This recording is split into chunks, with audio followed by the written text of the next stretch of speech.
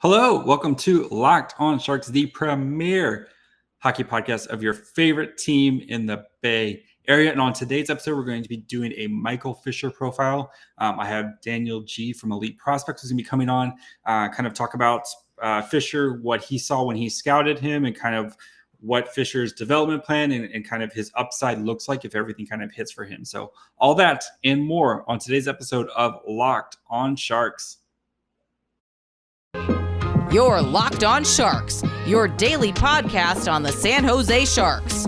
Part of the Locked On Podcast Network, your team every day.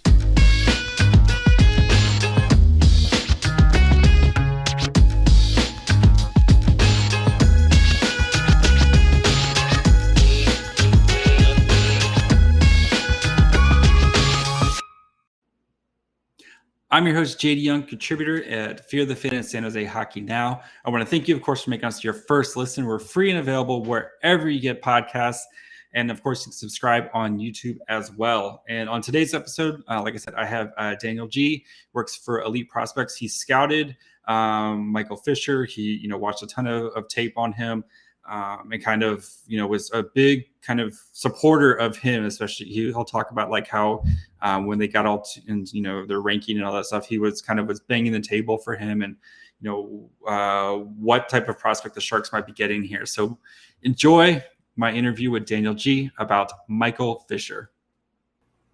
And now we bring in Daniel G, contributor for Elite Prospects, to talk about one Michael Fisher. Daniel, how are you doing tonight? I'm good. How are you doing? Not too bad. So the Sharks selected Michael Fisher with these prep prospects. Sometimes it can be a little bit hard to kind of find stuff on him, find footage on him. So I want to bring you in, kind of get a better detail because you've watched him, you've scouted him, and kind of see why he's such an intriguing prospect. So let's start there. Why is Michael Fisher such an intriguing defensive prospect? I think like I've been covering high school prep hockey for like 3 years, essentially, for Elite Prospects. And I really haven't seen a defender kind of dominate the way that he has. And that's counting Chicago's Sam Renzel, who went in the first round. He's a manipulator in some senses. He's not an overwhelming skater, but the upside's incredible. And I think with that upside, there comes a lot of inherent risk just because of the fact that he's a prep player. Like the history of how we kind of like found him was like, the prep circuit and the high school circuit requires boots on the ground typically. And it's a lot of games and everything. And we don't really have that. But so we kind of rely on CSS's rankings, preliminary rankings really early on just to help find just notable players and everything. And Fisher was rated pretty high. So we kind of he was kind of on our back burner for a while. And JD Burke, our director of scouting, was actually at the Beanpot, and I sent him a couple players to go see in this downtime. And he ended up seeing Fisher and he was blown away by him down in some small rink in Massachusetts somewhere. Right. But yeah, he's, above average shooter, above average handler.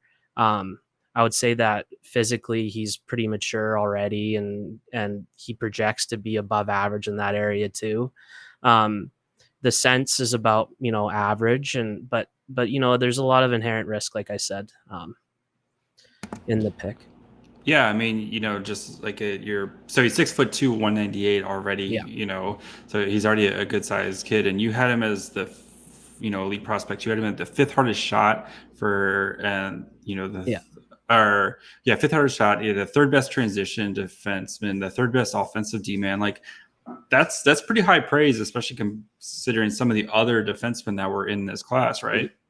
Yeah, I have to say, my viewings were overwhelmingly insane. When I went back to them, I think he scored a hat trick in 2 of them. He was breaking down these prep defenders like nothing. Weight shifts to attack their poor side, their bad body positioning, and he was finishing. And his shot is super, super hard. And it has a lot of details to it. he hit, like, his placements are always high. He has a lot of velocity. Uses the technology of the stick really well. Arms are unlocked from the body. When I was filling out those rankings, when I was trying to do it from my viewpoint of the players I watched. He may not be, in the top 5 for shots, but for me, for what I saw, and I do crossover, so I watch basically everything. He definitely deserved that type of ranking. He's frankly the most electric defender out of the USHS class in the last 3 years. And like and it's so hard to watch him because St. Mark's is notoriously bad for video. I'm convinced that they film everything on like a Motorola Razr flip phone, and there's a net in front of it too. So getting the live viewing from our director of scouting was huge, just to reinforce what we saw on the tape. But we watched pretty much everything that we could find, and we had a lot of cross scouting, and we did rank him 42. So like the Sharks got extreme value here. Just because like 42 hedges the risk of the pick. And the reason why we kind of have that inherent risk is because we didn't get to see him in USHL action with Youngstown, right? Like ideally, that's what you want to see for high school prospects, because you can kind of see how mature their offensive habits are. Like if he's beating up on these prep kids, and sometimes they're 14, 15 years old, right? Like playing up in varsity. It's tough, right? Like the level of competition isn't super high. He didn't really defer to teammates very often because he was the best option a lot of the times, right? And what you can kind of look for when he plays in the USHL is just, is he trying the same habits over and over, running into a brick wall? What's his adaptation like? Because some players will just inherently adapt to the next level, right? And that would maybe bump up his sense score if that was possible. For example, like I keep going back to like Sam Renzel, who was a high school defender who went to Chicago. We were super high on him. Chaska high school, and he was dominant down there, all tools. But we knocked his sense grade down right to like 4.5, I believe, because when he got to the USHL, his habits were so immature. Like he kept trying to deke past defenders. He was shooting into shins. His effort was lacking because he wasn't used to playing like that. He wasn't used to being a third pairing defender. So that's what you kind of want to look for, I guess, like this coming season, because that'll be a huge tell of whether he's going to be, like, a top 2 pairing defender or maybe a bottom piece, right? The handedness and the skill sets definitely help, right? All right, guys, before we continue, all right, 3, 2, 1. All right, guys, before we continue, talk about Michael Fisher and kind of what he needs to do at Northeastern to really kind of take that next step to become, kind of solidify himself as a Sharks prospect. We got to take a quick break, talk to you guys about our friends over at Built Bar. You guys know Built Bar, best tasting protein bar on the market. If you haven't tried Built Bar Puffs yet, you're depriving yourself of one of the greatest joys in life. And guess what? They have a new flavor right now. The delicious, indulgent cookie dough. If you're like me, cookie dough is the best flavor in the world. Cookie dough ice cream, cookie dough Built Bar Puffs, cookie dough anything. Give it to me right now. So it's cookie dough chunk puffs. They're light and chewy texture, real cookie dough chunks, and of course covered in 100% real chocolate. All the joys of eating cookie dough without the hassle of making it. Plus, it's healthy for you. They only 160 calories and a whopping 15 grams of protein inside them. So go to Built.com, grab yourself a box. It's a perfect treat. You can really find a good hiding place, or you can hoard them to yourselves. And if that's not your flavor, go check out. They have a ton of flavors, so you can find out which one is your favorite at Built.com. Cookie dough puffs are going fast, so go to Built.com, use promo code LOCK15 to get 15% off your order. Again, use the promo code LOCK15 for 15% off at Built.com. Yeah. So what, like, you kind of talked about, the difference between watching like preps and then watching, like juniors and stuff like that. Like, how much do you have to kind of keep that in mind when you're scouting these guys, and it's, because like you're talking about, like how well is he going to be able to adapt when he gets to different levels and stuff? And is there anything you can kind of look for as you're watching him, because, the adaptation, and that's a lot of hockey, right? Is how do you kind of problem solve, I guess is the best way to put it. Yeah. So, with all high school hockey, like you have to take it with a grain of salt, unfortunately. But you can identify, tools and decision making, like you mentioned, that will determine whether they have some translatability. So, like, first of all, like Fisher isn't like a super high end skater. Like we have him ranked at like a 5 out of 9, which is NHL average. But what he does to overcome that is he has a whole bunch of like weight shift manipulations on transition that allow him to blow by defenders. Now you can look at that like he has like 100% success rate at the prep level. Like I watched a game where in the first half of the game, he must have burnt end to end 10 times and got a shot attempt out of it. So obviously he's not going to get that volume at higher levels, but what you're looking for is just like, you want to make sure that he's at least manipulating, because even if he's manipulating poor competition, it means he has that kind of problem solving in his brain.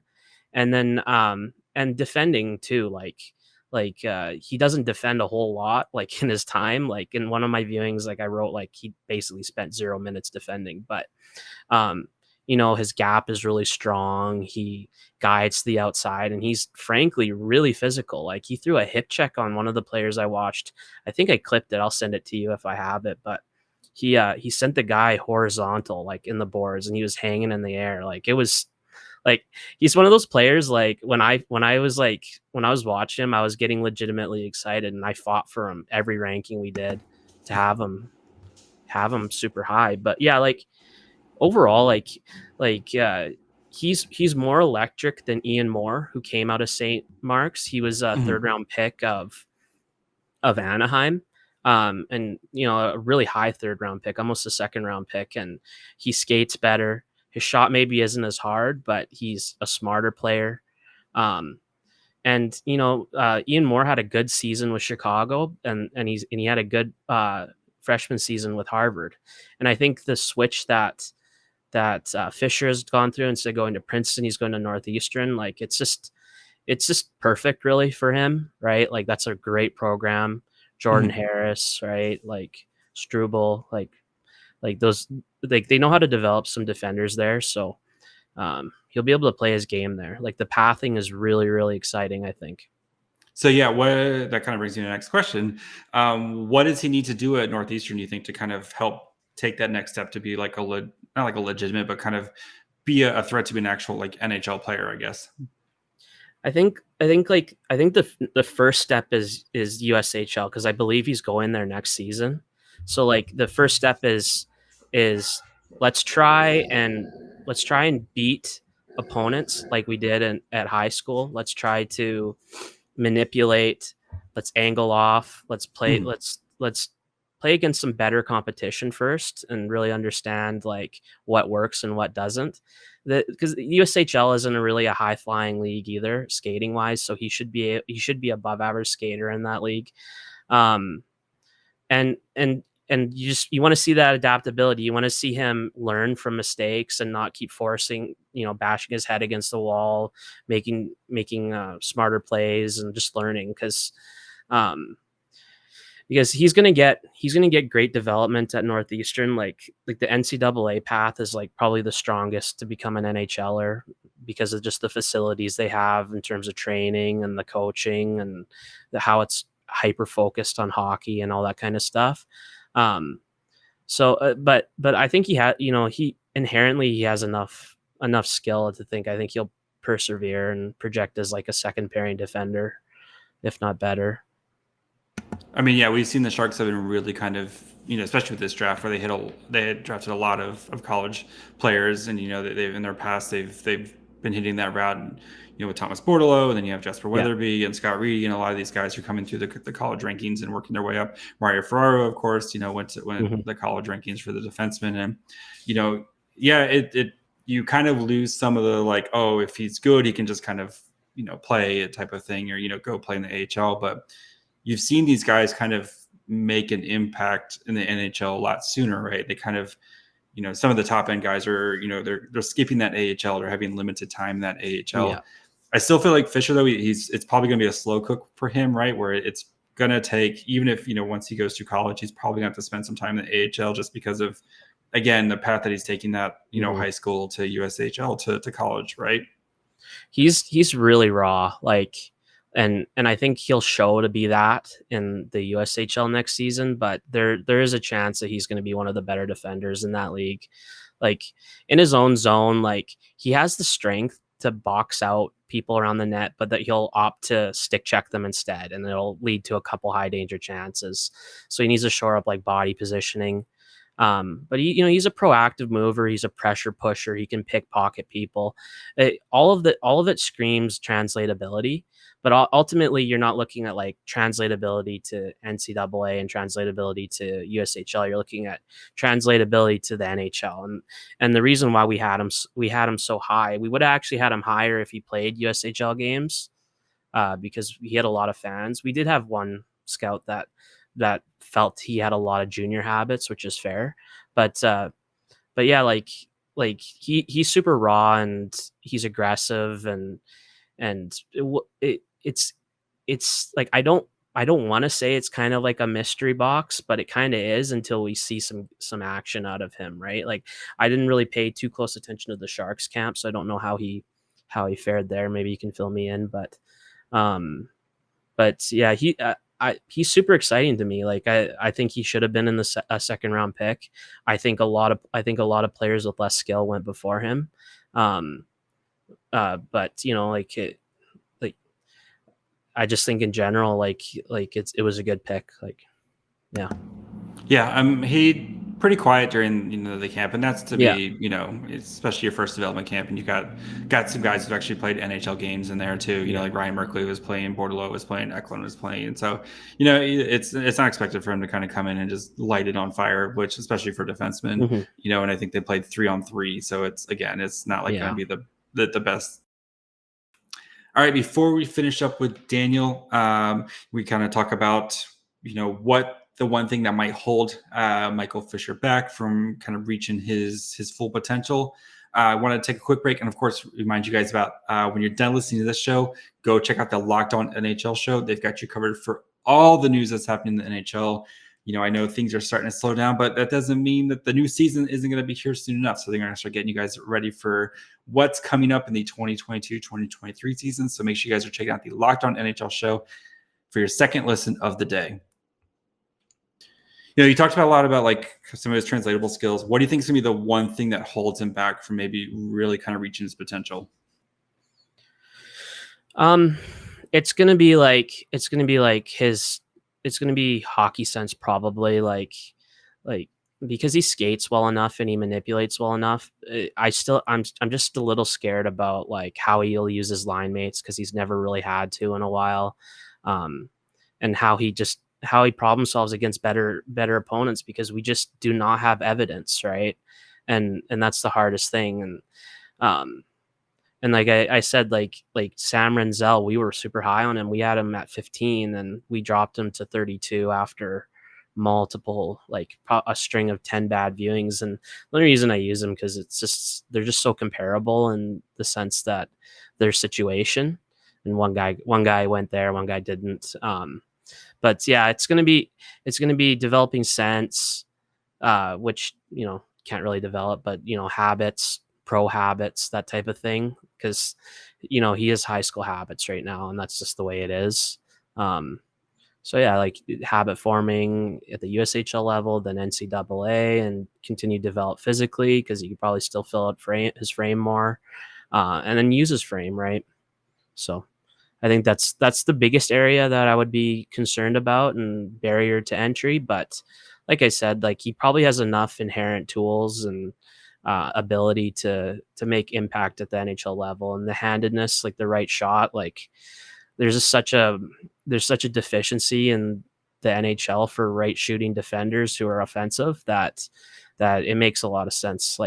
I personally consider him a better prospect than Scott Morrow, who went to Carolina, and I watched Scott Morrow quite a bit. He's a better skater, better decision maker, more dominant north to south, that type of thing. So we'll see. We'll see what happens. It's not the greatest answer because it's just there's so much ambiguity between like what will happen, but yeah, look to see if he picks up habits wise and what his coaches are saying at the USHL level, and see where he's placed in the depth chart.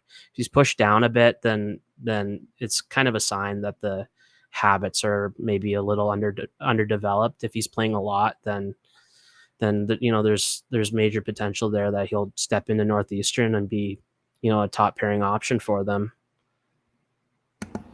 Daniel, you said it all. Where can the people find you, and what do you have coming out next, if you have anything coming out next? You can find me on Twitter, Daniel G Scouting. I cover the draft and a little bit Canucks related, Canucks prospects related. But yeah, you can check out our. How excited were you about Lekaramaki then? I was pretty excited. Like we were actually a little lower on him than we had him like 18, just because we were a little worried about his sense and stuff. But at pick 15, it's really good value when you consider who went first and all the defenders went. So that's the team's need, right? But yeah, you probably watched him quite a bit with the 11th pick, right? Yes. So yeah, I'm not looking forward to Peterson, just sliding passes over to Lekaramaki and just slamming them home for the next 10 years.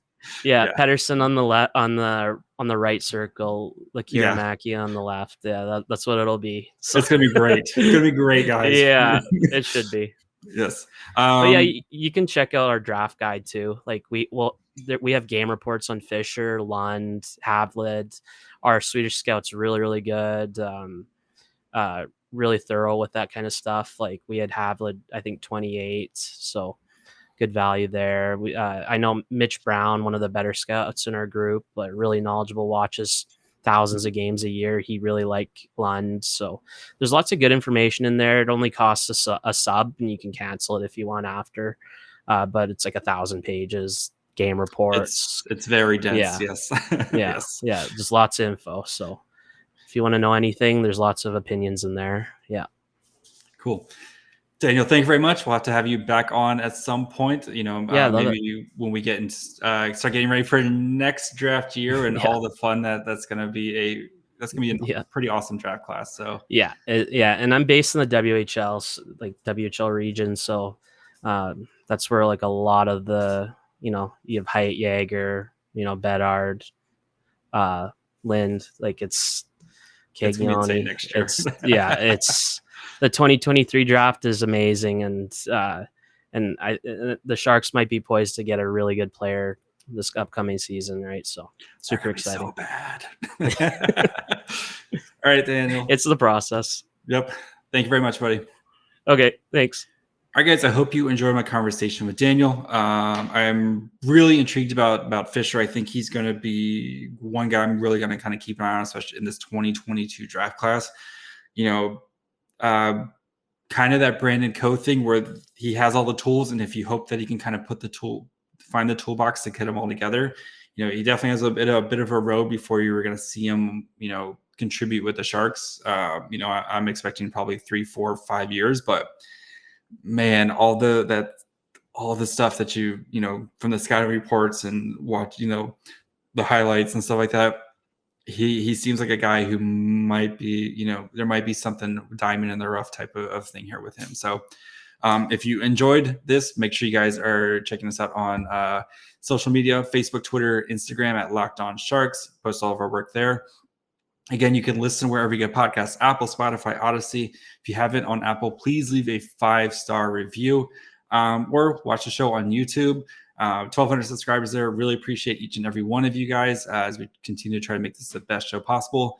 Do apologize for Dakota. She had to make her, part of being a co-host is you have to make sure that your voice is heard. So if you heard any kind of growling or, just her wanting attention, I was probably petting her the entire time the episode is happening. So perks of being the co-host. But so yeah, we'll be back next week. I've got a couple more interviews lined up. Kind of keep them a little quiet right now, but make sure you guys are back next week. We are, again, 3 shows a week until probably about mid-September when we start ramping up and training camp starts. So, and then also going to be starting my Get to Know the Enemy series, where I'm going to be the host of all the Pacific teams on to really kind of learn about what happens in their offseason and what their kind of 2022-2023 season is. So that should be starting in a weeks as well. So yeah, that's going to be it. I'll see you guys next week. Bye, friends.